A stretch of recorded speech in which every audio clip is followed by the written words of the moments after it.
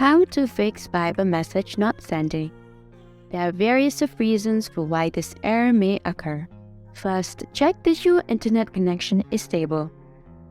A lot of the times, your messages are not being sent through because of a slow Wi-Fi connection. Secondly, make sure that you're not blocked by the person that you're trying to message. In today's tutorial, I'll be teaching you a few other couple of ways on how you may fix it. So first, go to the Viber icon and press down on it. Select the I option. Once you get here, make sure that all of the permissions are turned on. Once you've done that, go back. Scroll down a little, and under Usage, you'll see the option of Storage.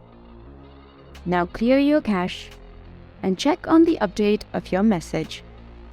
If it is still not being sent, what you may like to do is uninstall Viber and again install it to your device. And finally, at the end, if nothing has worked out for you, what you may like to do is try restarting your device. A lot of the times, the problem is not with the app, but sometimes with our phones. So once you've done that, one of the methods should work out for you. Hope you found this tutorial useful. Thank you for watching.